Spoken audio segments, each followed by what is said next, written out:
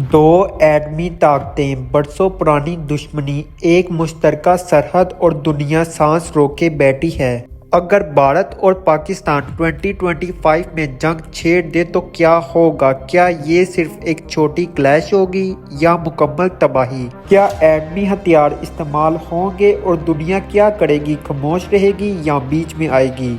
आइए कदम ब कदम समझते हैं मैदान जंग से लेकर आलमी रद्द अमल तक, खबरों की सरगियों से लेकर पर्दे के पीछे होने वाली हिकमत अमली तक।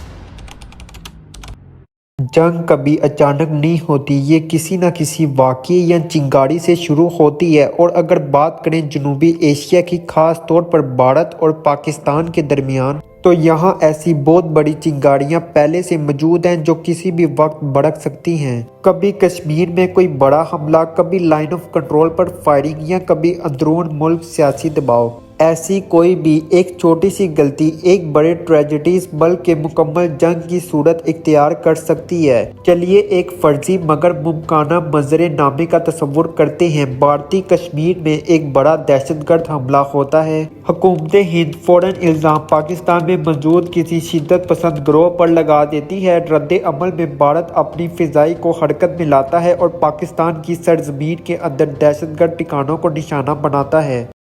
लेकिन इस बार पाकिस्तान सिर्फ बयानात और मजम्मत तक महदूद नहीं रहता, बल्कि पूरी ताकत से जवाबी कार्रवाई करता है। चंद ही घंटों में दोनों ममालिक की फौजें मुकम्मल तौर पर अलर्ट हो जाती हैं। सरहदों पर फौजी नकलो हरकत तेज हो जाती है और सिर्फ 48 घंटों में खित्ते का माहौल मुकम्मल तौर पर जंगी सूरत इख्तियार कर लेता है। तो असल सवाल ये है, अगर जंग छिड़ती है तो कौन गालिब आएगा, कौन ज्यादा ताकतवर है? अगर हम सिर्फ अदूदो शुमार और कागजों की बात करें तो भारत को बढ़तरी हासिल है, लेकिन हकीकत ये है कि जंग सिर्फ नंबरों का खेल नहीं होती। ये हिकमत, रफ्तार, तैयारी और सही वक्त पर सही फैसले का इम्तिहान होती है। भारत 14 लाख फाइल फौजी, 4000 से जायद टैंक, 600 से जायद जंगी तैयारे। पाकिस्तान 6 लाख फाइल फौजी, तकरीबन 2500 टैंक, 400 से जायद जंगी तैयारे।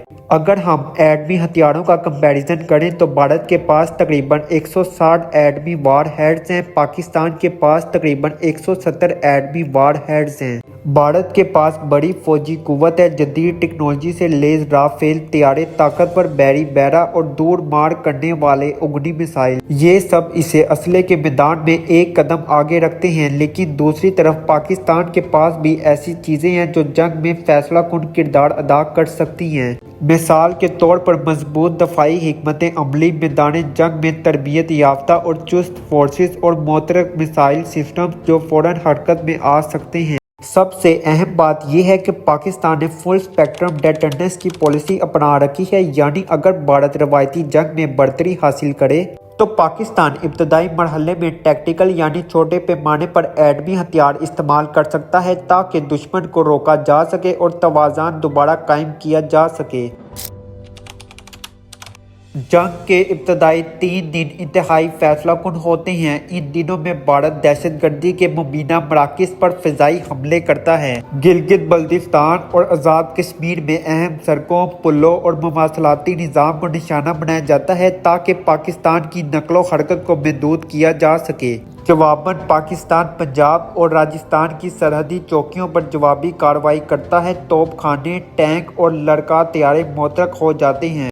चौथे से छठे दिन तक जंग की शिद्दत बढ़ जाती है। Siachen glacier, line of control और गुजरात के सरहदी इलाकों में क्लैशेस जोर पकड़ लेती हैं। शहरी इलाकों में खौफो हरास फैल जाता है। बहुत से लोग अपने घर छोड़कर महफूज मकामात की तरफ नकल मकानी करने लगते हैं। बहरी अफवाज भी अरब समुद्र में पूरी तरह अलर्ट हो जाती हैं, जहां दोनों ममालिक के जंगी जहाज और आबदूजें आमने सामने आ जाती हैं। 7वें से 10वें दिन तक जंग एक नया रुख इख्तियार कर लेती है। हलाकतों की तादाद 5000 से तजावीज़ कर जाती हैं, जिनमें फौजी और आम शहरी दोनों शामिल होते हैं। दोनों ममालिक की माशियतें शदीद दबाव का शिकार हो जाती हैं। स्टॉक मार्केट क्रैश कर जाती हैं, रुपए की कदर गिरने लगती है, जबकि आलमी मंडी में तेल की कीमतों में तेजी से इजाफा होता है। अक़वाम मुत्तहिदा, अमरीका, चीन और रूस जैसे ममालिक हंगामी इजलास बुलाते हैं, क्योंकि जनूबी एशिया की ये जंग अब एक आलमी खतरा बनती जा रही है।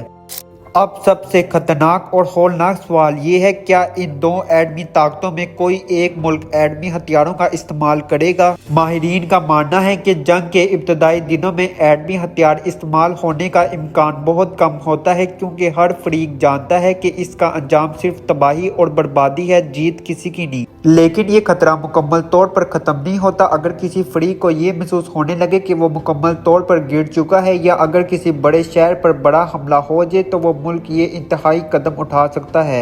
فرض کریں کہ بھارت راجستھان کے کسی خالی میدان میں پاکستان کی طرف ایک ٹیکٹیکل نیوکلیر بم کا استعمال ہوتا ہے، جو بظاہر صرف فوجی تناسبات کو نشانہ بنانے کے لیے ہے۔ بھارت کے لیے یہ ریڈ لائن ہوگی اور اس کے جواب میں وہ بڑی ایٹمی کارروائی کر سکتا ہے۔ اسلام آباد، لاہور، دلی، ممبئی، یہ تمام شہر ممکنہ طور پر نشانے پر آ سکتے ہیں۔ اور صرف یہی نہیں، اس قسم کے حملے کا اثر صرف بھارت اور پاکستان تک محدود نہیں رہے گا۔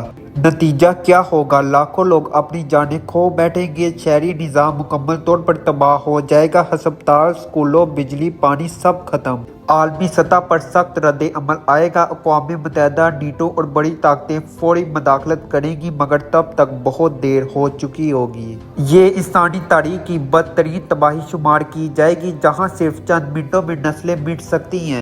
دنیا خاموش تماشائی نہیں رہے گی۔ امریکہ، چین، روس اور اقوام متحدہ اس معاملے میں قدم اٹھائیں گے، لیکن کیسے؟ ممکنہ حالات: چین پاکستان کی کھل کر سفارتی حمایت کرے گا، لیکن ساتھ ہی جنگ بند کرنے پر زور دے گا۔ امریکہ اور یورپ فوری طور پر مداخلت کریں گے، ممکن ہے پابندیاں لگائیں اور ہنگامی بات چیت کی کوشش کریں۔ اقوام متحدہ سلامتی کونسل کا ہنگامی اجلاس بلا سکتی ہے اور شاید امن قائم کرنے کے لیے فوجی مشن بھی بھیجیں۔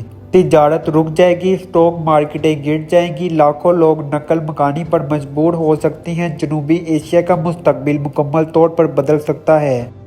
فرض کریں کہ جنگ 20 دن بعد رک جاتی ہے، ہزاروں لوگ مارے جا چکے ہوں، معیشت برباد ہو چکی ہو، جو سالوں کی ترقی تھی وہ پل جھپکنے میں ختم ہو جائے۔ کوئی فتح نہیں ہوگا، صرف نقصان ہوگا، جانوں کا، پیسے کا اور ملک کی عزت کا۔ اور سب سے بڑا خطرہ، یہ جنگ دونوں ملکوں کو اندر سے کمزور کر سکتی ہے۔ سیاست، عوام اور اتحاد سب متاثر ہوں گے۔ تو اگر بھارت اور پاکستان واقعی 2025 میں جنگ کر بیٹھتے ہیں، سچ یہی ہے دونوں ملکوں کے پاس کھونے کو بہت کچھ ہے۔ یہ صرف توپ، بندوق اور میزائلوں کی لڑائی نہیں ہوگی، یہ نسلوں کے مستقبل کی لڑائی ہوگی۔ ایسی جنگ جو صرف میدان جنگ میں نہیں بلکہ ہر دل، ہر گھر اور ہر خواب پر اثر ڈالے گی۔